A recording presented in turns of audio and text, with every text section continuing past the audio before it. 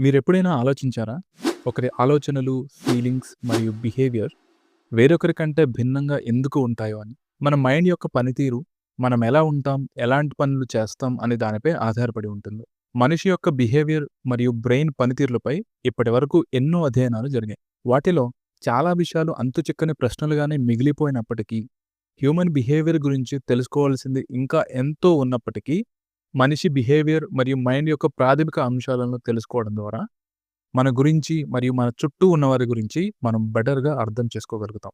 అలాంటి కొన్ని ప్రాథమిక అంశాల బేసిస్‌పై హ్యూమన్ బిహేవియర్ గురించి కొన్ని ఇంట్రెస్టింగ్ సైకలాజికల్ ఫ్యాక్ట్స్‌ని ఈ వీడియోలో మనం తెలుసుకుందాం. Hello friends, welcome to mystery minds Telugu. Number 1, thinking from a third person perspective. మూడవ వ్యక్తి దృష్టికోణం నుంచి మీ సమస్యల గురించి ఆలోచించడం వలన మీరు మరింత సమర్థవంతమైన పరిష్కారాలను కనుగొనవచ్చు. మీకెప్పుడైనా అనిపించిందా? మీ ఓన్ ప్రాబ్లమ్స్‌కి సొల్యూషన్స్ వెతుకుతున్నప్పటికంటే, మీ ఫ్రెండ్సో, రిలేటివ్సో వారి ప్రాబ్లమ్ గురించి ప్రస్తావించి ఏదైనా సొల్యూషన్ అడిగినప్పుడు, మీరు మరింత క్లారిటీతో ఆలోచించి వారికి బెటర్ సొల్యూషన్స్ ఇస్తారు. మీ ఓన్ ప్రాబ్లమ్స్ గురించి ఆలోచించినప్పటికంటే ఎక్కువ క్లియర్‌గా, తెలివిగా ఇతరుల ప్రాబ్లమ్స్ గురించి డిస్కస్ చేసినప్పుడు ఆలోచిస్తారు. ఎందుకంటే, మన ఓన్ ప్రాబ్లమ్స్ గురించి ఆలోచిస్తున్నప్పుడు మనం ఎమోషనల్‌గా ఇన్వాల్వ్ అవుతాం. అండ్ అది మన డెసిషన్స్ తీసుకునే అబిలిటీని తగ్గిస్తుంది. దీన్నే సాలమన్స్ పారాడాక్స్ అంటారు. దీనికి సాలమన్ అనే కింగ్ పేరు మీదుగా ఆ పేరు వచ్చింది. ఆ కింగ్ ఇతరుల సమస్యలను పరిష్కరించడంలో సిద్ధహస్తుడు. కానీ తన సొంత విషయాలలో మాత్రం బ్యాడ్ డెసిషన్స్ వల్ల చాలా సమస్యలను ఎదుర్కోవాల్సి వచ్చింది. Number 2, dunning-Kruger effect. మీరు ఏదైనా ఫంక్షన్స్‌లో లేదా గెట్ టుగెదర్స్‌లో చాలా మందిని చూసే ఉంటారు.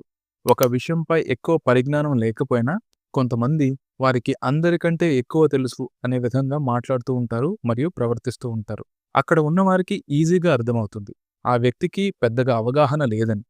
అయినా సరే ఆ వ్యక్తి ఒక ఎక్స్‌పర్ట్ లాగా ఆ టాపిక్ పై మాట్లాడుతూనే ఉంటాడు. దీన్నే డన్నింగ్-క్రూగర్ ఎఫెక్ట్ అంటారు. అంటే ఒక వ్యక్తి తనకు తక్కువ పరిజ్ఞానం లేదా నైపుణ్యం ఉన్నప్పుడు తన సామర్థ్యాన్ని ఎక్కువగా అంచనా వేయడం.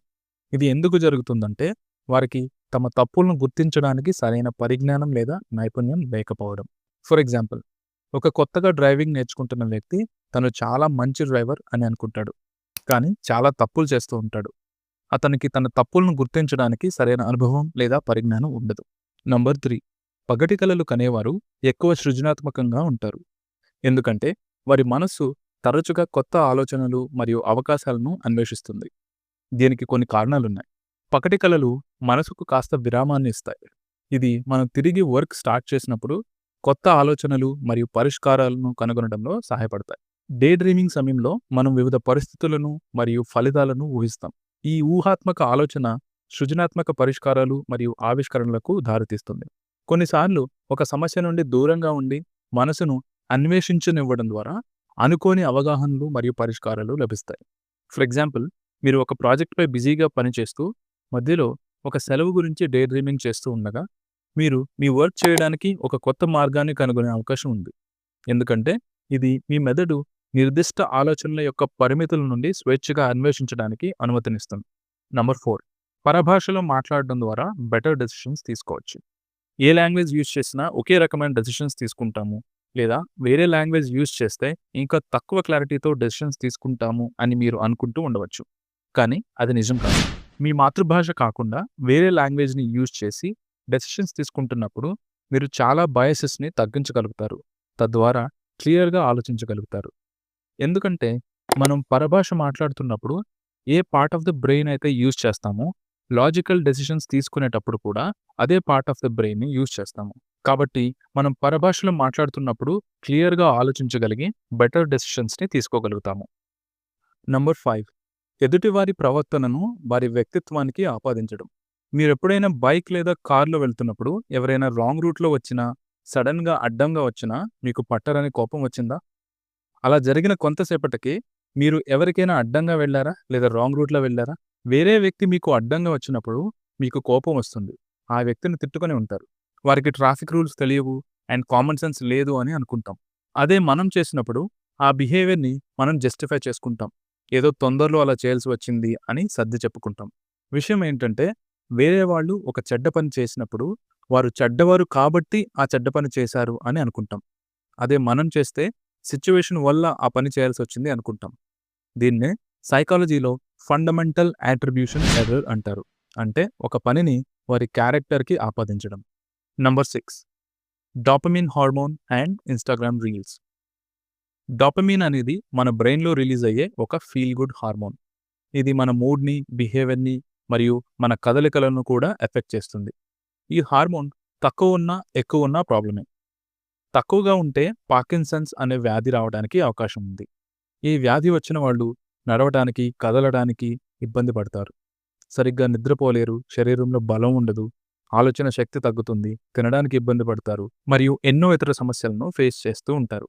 అలానే డోపమైన్ ఎక్కువగా ఉంటే ఆలోచించకుండా డెసిషన్స్ తీసుకోవడం అండ్ ఆ తర్వాత బాధపడటం, ఎక్కువగా కోపం రావడం, యాంగ్జైటీ, స్ట్రెస్, నిద్ర రాకపోవడం, దేనిపైన ఎక్కువసేపు కాన్సంట్రేట్ చేయలేకపోవడం లాంటి సమస్యలు ఎదురవుతాయి.